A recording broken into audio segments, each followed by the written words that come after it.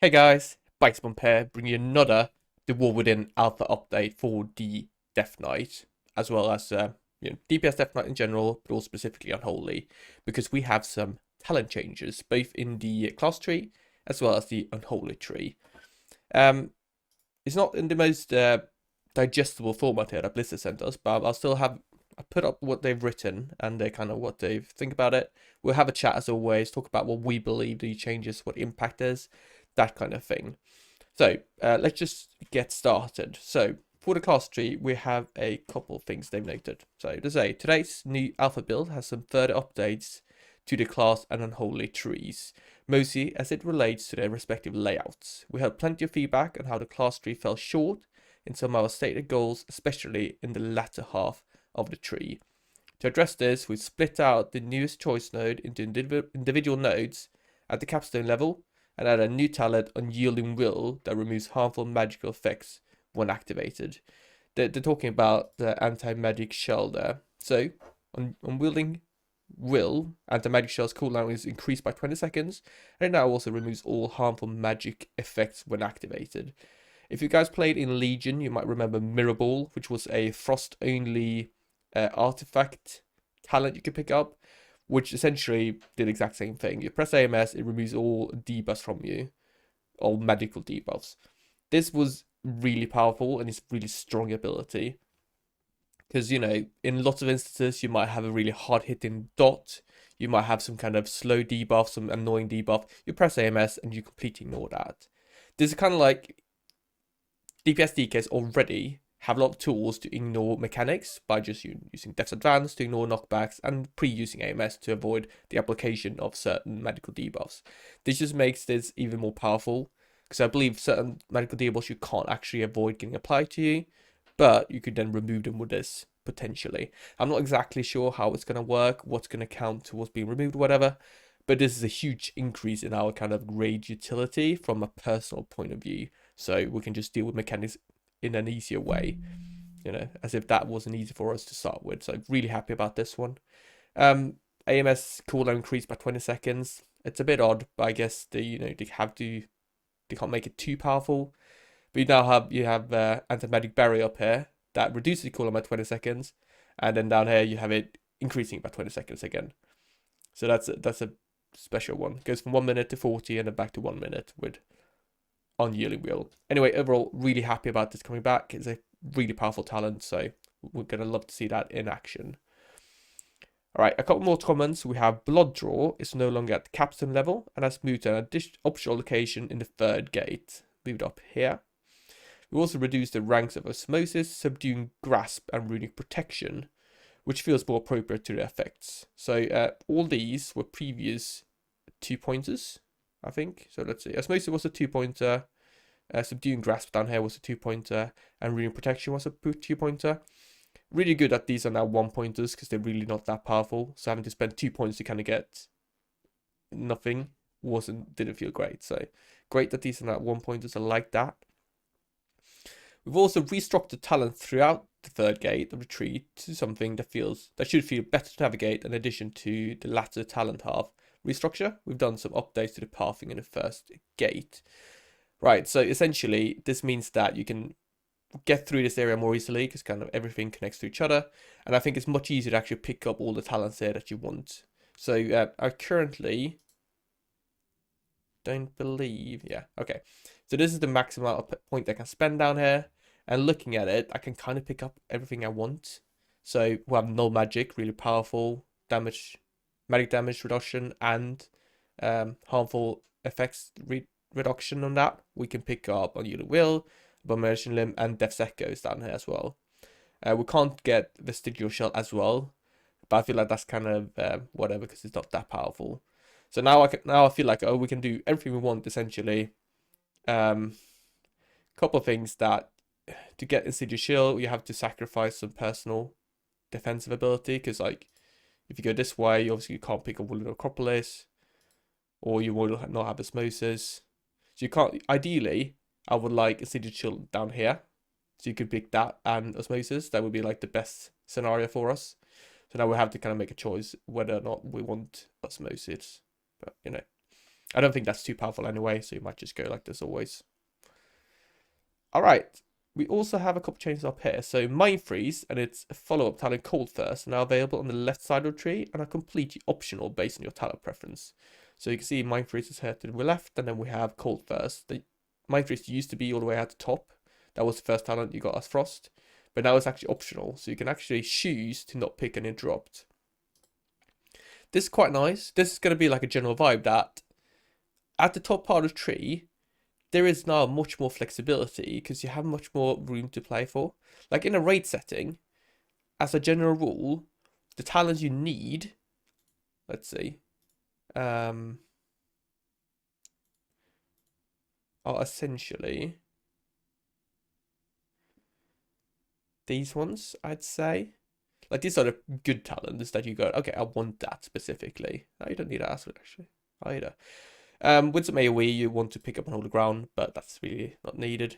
And, you know, I'm not sure if it's going to be useful for Army and Gargle, but there's like 4 flex points in a raid scenario, which I think is a great idea. It means that you can go, oh, well, you know, I want Brave Walk. Let's amp up our aim instead. Let's get some more passive leech, and let's make our Death Strikes more powerful, right? Those are not, you know, mandatory at all, which is I really love.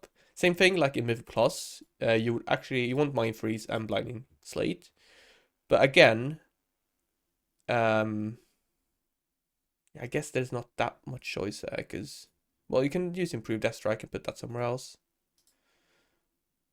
I guess, you know, you do have 1 flex points there, so you could do Cold Thirst to get more drops.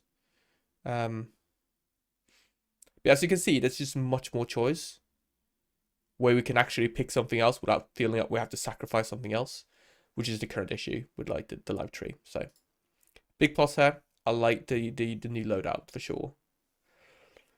All right. So that was kind of like the class tree. As a general vibe, I like this. I feel like we have more flexibility at the top to pick up extra points, which are not that important, but that we can flex a bit. And at the bottom, I feel like we can now pick up everything we want without feeling like we have to spend a lot of points on bad talents like Renewed Protection and Subduing Grasp. So, good job, Blizzard. Well done. Now, let's have a look at the Unholy tree down to the right. And there are a couple of changes, both to how spells work, but also to the locations. So let's have a look what Blizzard said. So Unholy's talent tree changes were a little smaller in scope, but we aim to address the primary concerns for the natural flow of the tree and some choices feeling at odds with each other and what your build is asking you to do. The general idea of the changes shifted to the left side of the tree to be more disease focused and the right side pet focused, while the middle has choices that are appealing to both types of builds. The biggest shift you will notice is the movement of Unholy Salt and Festamite, functionally swapping location with Morbidity and Super Strain. So previously we had Festamite sitting over here and Unholy Salt sitting over there. Furthermore, you can see Rupture Viscera has now been moved to this right side of the tree, and that's kind of like a complete flex point now, which means you don't need to go through it. Importantly, previously what we had to do, we had to, you know, in some way go down this left way path to go to Unholy Salt that's sat down here. However, with the changes, you can kind of completely ignore this bit of the tree and still be able to get all the way down to Unholy Salt, which we probably want to do. So much more flexibility. You can still, whatever they put here, you can still get Death Rot. It makes more sense that Morbidity and Super Strain sit like this because they synergize well with each other. You know, Morbidity, the increased damage works off the extra disease from Super Strain. So that's really good news. Generally happy about this. I feel like it's now more obvious. We'll see, obviously, what these under construction talents do. But I feel like it's much more obvious now that, you know, you can now path in a way where everything kind of makes sense. It does have the impact of being a bit hyper specialized because it means that most of the single target talents sit on this right side of the tree that buff our pets, and most of the AoE talents sit on the left part here that goes disease and wounds. And we might have instances again where your best single target build is just miles ahead of your best AoE build when it comes to single targets. You have to choose, are you going to be a good AoE player or a good single target player without being both? We'll see how it plays out. There are a couple of good points here. For instance, we have Doom bidding with our Magi and Menacing Magus, which that our pets can do really good AoE damage. And we have our Abomination as well, doing well. So we'll see exactly how good the pet build does in AoE. But for this to kind of make sense and be a good talent tree, I really think that the pet build needs to be somewhat competitive to the proper AoE build when it comes to like a full Myth Plus dungeon. Alright. Let's have a look what this said more. So mentioned this, Rock the Viscera has moved to the right side of the tree in less of gating talent. So it was here previously, so you had to go through it. Like Vile Contagion, Pestilence, and Rock the Viscera. None of these are great talents, and it just kind of sucked to have to pick any one of those up. That's for gating talent. Pick for something that should feel more optional. Yes. Lastly, this build has functionally changed for Sudden Doom to help address a few of the problems with the most recent changes as it pertains to rune power overflow and festering rune generation. Sudden Doom will now reduce the cost of your next death call / epidemic by 10 rune power. Was free. Essentially, they changed Sudden Doom in the previous release to now work off on a bad luck protection system where like every time you auto attack, if you don't get Sudden Doom, the next time you auto attack you get an increased probability. But that significantly increased the number of Sudden Dooms we get. It went from like 2 to like 5 a minute, like more than double the amount, which ends up passively generating lots of rune power because there's lots of callers we send that now won't cost anything. So change that to now just reduce the cost of your rune power or your death call and epidemic. I think this is fine. Previously, Sudden Doom was just like, oh, you get a free call, and that was it. Now, there's lots of extra synergy that it's a guaranteed crit. It can summon Magi. It can do lots of other things. So it has kind of moved from, oh, this proc makes your ability to cost nothing to, oh, this proc just makes this ability much more powerful. So very good direction. I'm quite happy about that. More so, they also said, we tested removing the rune power cost reduction completely, but found that it was easy to become starved outside of cooldowns, leading to some higher than desired downtime. That's kind of makes sense. So it does generate passively rune power, remove that completely, and obviously you're going to lack your resources overall. What's also nice about this change is it gives us a better tuning hook for future balancing resources if you find the amount to be little or too much. So they picked 10 here, but it could have picked 15 or 20 or 25. It makes that they have like a tuning knob they can just turn, and then that will then sort out our resource issues. It's pretty good to have that because sometimes it can be really difficult to balance the resources for spec because you have lots of binary choices. Like, does it reduce the cost to nothing or does it stay the same? Like, we have that kind of binary choice. It's very much of a flip switch, which can then go too much in one direction. Alright, the second part of this change is a bit experimental in nature, but Sudden Doom will now make a next death call / epidemic burst a festering wound. Internally, with testing, we have found it creates a natural cadence in which you want to press Festering Strike instead of relying only on passive wound applicators.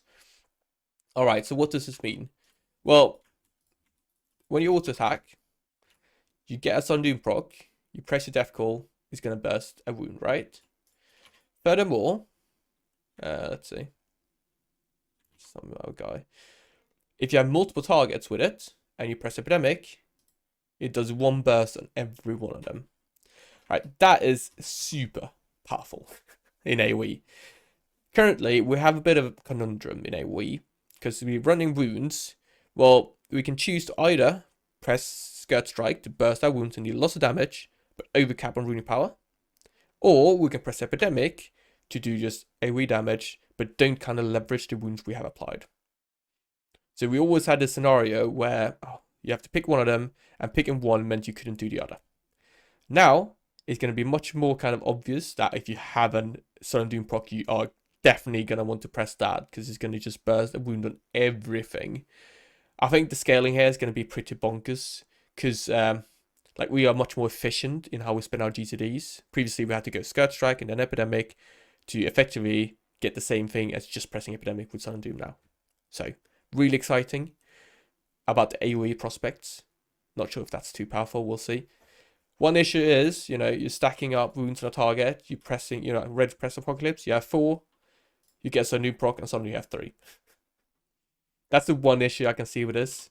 So you're probably going to want to... it's just going to be a bit annoying that if you get a Sundoom proc, you might want to hold off on that until you get Apocalypse, or you have enough wounds to go there. You might want to go a bit higher on wounds, so you can like go, oh, let's go to 5, so then I can forward to a Death Call and then Apocalypse, that kind of thing. We'll see how it actually changes. I'm not too excited about that part, but you know, I'm sure it will be fine. Furthermore, I think this does give an incentive to use Festering Strike, as they said. So currently in Dragonflight, it's almost not worthwhile to press Festering Strike at all, because just, you know, going for Skirt Strike without wounds is kind of good enough, and you have some passive wound generation, that kind of thing. However, now that more of your rotation is actually going to spend wounds, you're going to have to press Festering Strike a bit more often to give value to those other spells.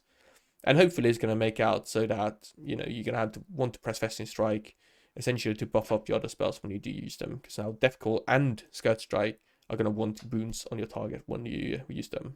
Obviously, Death Call with your Sundoom proc.